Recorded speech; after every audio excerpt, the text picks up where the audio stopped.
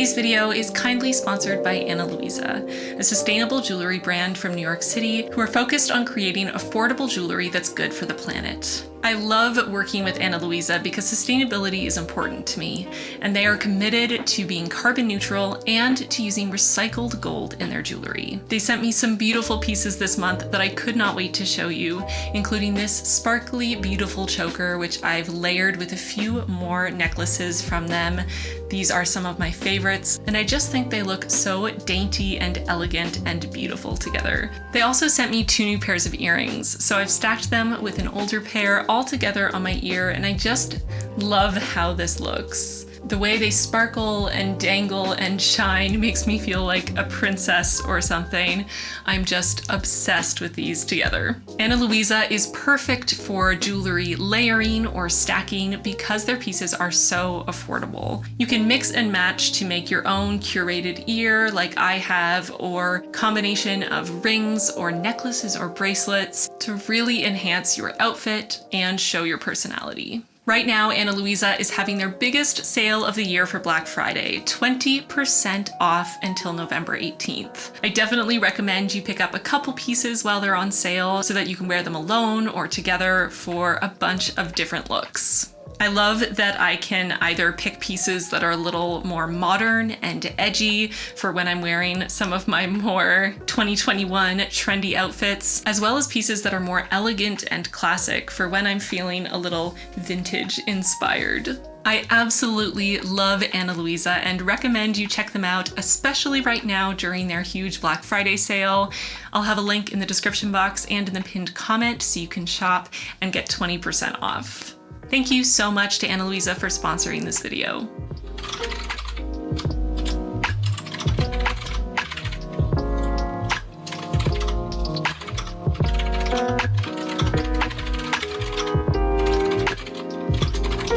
So far it's going pretty well. I am just above the target word count. I'm doing pretty well with that. I am a little concerned because my hope was that in the first week I could write a bunch and get super ahead, because I've been told by so many of you in the comments of that last video that you really want to buckle down in the first week or two when you have the most motivation, because by the end of the month, if you're busy and you get stressed out or you have other stuff going on, that it's really easy to fall off. And I know myself, and I also know that December is the busiest time of year for me, and I'm going to get busier by the end of November. And I was hoping that I'd be able to do a bunch of writing in this first week and be significantly ahead, like maybe to 20K words or something, to take the pressure off for the rest of the month. And that has not been the case so far.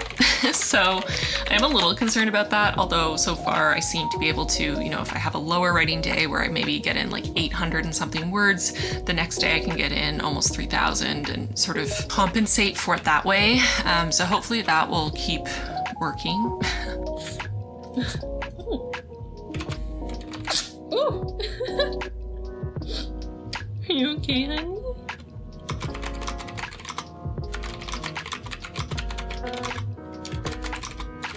Because I'm definitely finding it hard to write much more than 2,500 words in a day.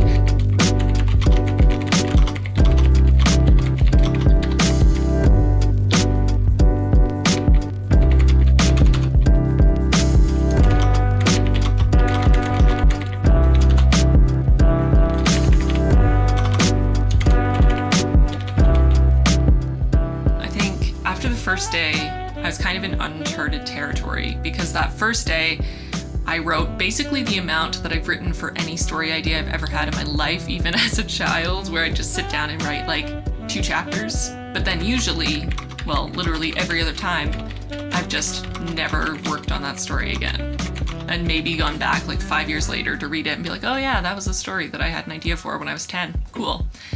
But I never tried to develop it past that point. So I'm definitely hitting that now where I'm like, oh wow, this is super hard. And I mean, I knew it was gonna be hard, but this is just not hard in that it's hard to put words down on the page, because I'm actually not finding that very hard, but hard in that it is difficult for me to feel like I am working without a direction.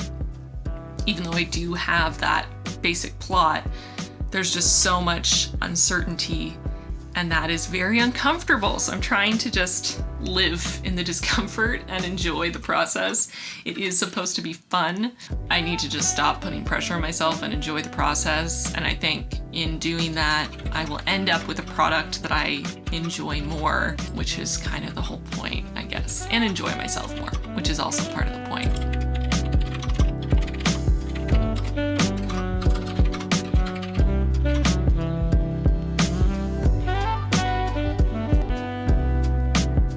I think another thing that I'm struggling with is trying to figure out what my voice is as a writer, because I know what I enjoy in novels. I know what I like in sci-fi specifically. And I think I'm trying to write something that sort of fits within that niche of my favorite kind of story to read.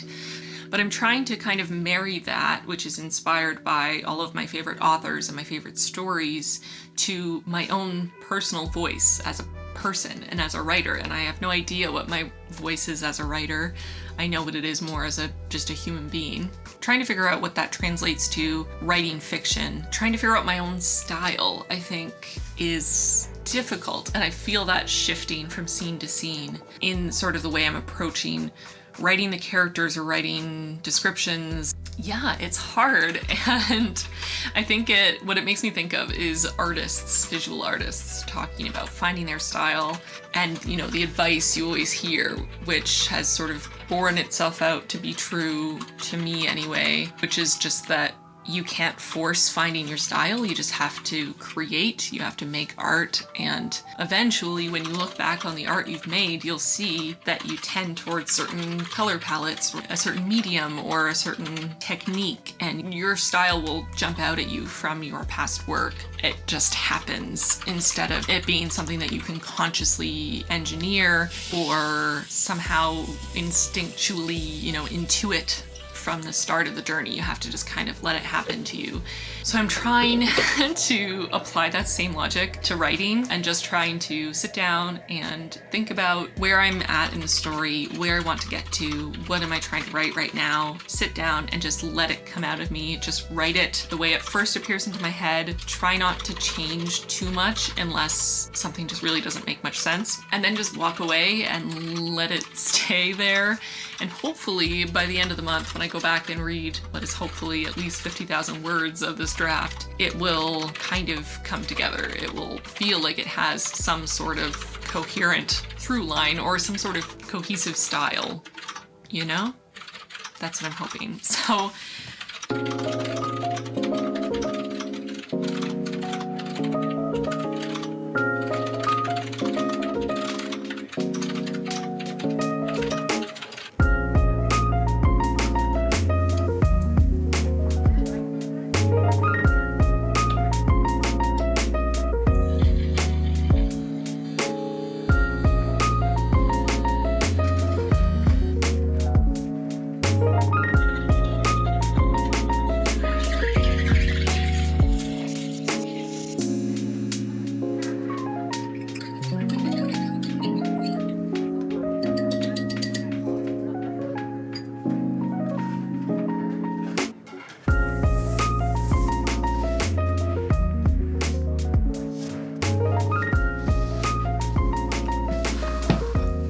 hey friend, I wanted to sit here and do a little mini update. We're sort of midway through the vlog filming period, and also obviously a week into the challenge, and I thought it would be cool to sit down and just talk to you one-on-one, kind of give you an update of how I'm feeling. So today is day 8 of NaNoWriMo. I haven't started writing yet. I'm gonna I might spend like half an hour writing before I get to my work for the day, and then write more in the evening. But I will say that for the most part, most of the days I've just been writing when I'm done work at night. I am more of a night owl anyway, so I tend to be more sort of creative and energetic at night. Hi, honey. Come here. Ooh, you're getting so big. Yeah, say hi. Hello. Good morning. So if you watched my other video on Nano, which was my setup of my NaNoWriMo journal, then then you will know that this is my first ever time doing NaNoWriMo, and I was mildly terrified to start. I feel like I was maybe a little bit more nervous than I needed to be, at least so far. I think it's been not easy, but it's been easier than I built it up to be in my brain. So as for the writing itself, I feel like it's going pretty well. The first day, actually, I was surprised by how easily it felt like the words were coming out. I guess I got this idea back in July, August, and I'd been sort of thinking about it since then. So I guess I'd kind of built up an excitement for writing, and on that first day I just kind of dropped everything that was in my head about how I wanted it to start. But I definitely felt like that started to run out maybe on day 3, where I started to realize, you know, I created my plot embryo, I had sort of the stages of the story, but I hadn't figured out exactly how I was going to write each of those sections or how I was going to transition between them. So as I got out of the first couple chapters and I got into sort of the transition stage between, you know, the first, like the opening of the book into sort of the discovery of the conflict and how that was going to kind of play out and moving into sort of the next stage, I didn't know how to do that, and I've never tried to write a book, so I'm kind of going into this very much on instinct, or trying to rely on instinct as much as possible, which is fine, but I've definitely had days where I sit down to write and I just think, like, I have no idea what to write right now. Like, I know where the story is going, but I don't know what happens next, and there's no one to tell me because it doesn't exist yet. And that's also tying in with having trouble with characters, because I didn't really have time in October to create sort of character profiles. I had thought about the main character quite a bit, but I hadn't thought about any of the secondary characters past like very basic traits. And as I started introducing more characters and writing them, I started realizing that I had no idea who they were. And at times, you know, I would have had maybe 2 ideas about who a character was. And as I was starting to write their dialogue, I realized that they were not coming across at all the way I'd intended. And the character was sort of morphing into something different, and trying to figure out if I should just let that happen, or am I, you know, should I be reining myself in and trying to stick to what I'd planned? You know, is this new direction for the character better than what I had initially thought? I have no idea. And also like coming up with new characters that I'd never planned on including, that just popped into my head and I started writing, that I then had to try to figure out who the heck these people were. And it's like, it's a very weird experience, and I'd be very curious to hear for any of you who are writers, who have written anything, or have participated in NaNoWriMo. Is this something that is familiar to you? Because I've had so many days where I just am writing and I stop at some point and think, like, what am I trying to say? And also, who is this person? And where am I going with this scene? Like, you know, sometimes I'm just writing and I'm like, okay, this is a conversation that could happen in real life, but like, is there a purpose for the conversation? I don't know. Also, naming characters, very difficult. If anyone has tips for naming characters that don't sound super cringy, let me know. That might be one of the hardest things. I've changed the names of several of my characters multiple times because I just don't like their names. It's hard. Anyway. That's where I'm at. That's what's going on. Around 13K words. Today is day 8. I'm gonna sit down right now and write for a little bit, and then I'll write later again today. Hopefully I'll keep at least staying on par with the goals, the daily goals, but yeah, we'll see.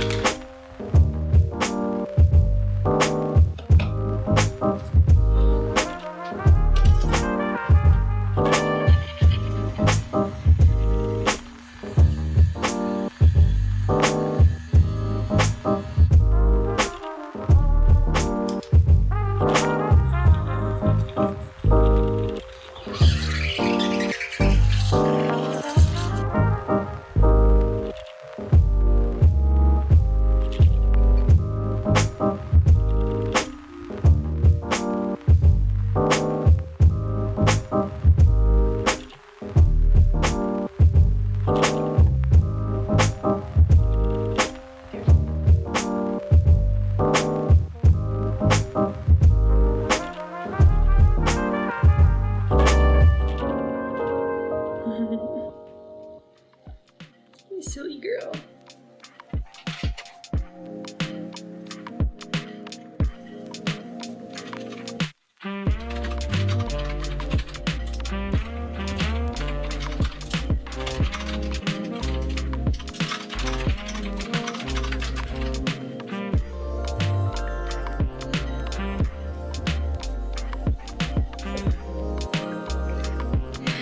Chewy's hanging out with me while I work on my book, of course. He's the supervisor. He makes sure that I'm writing a good story.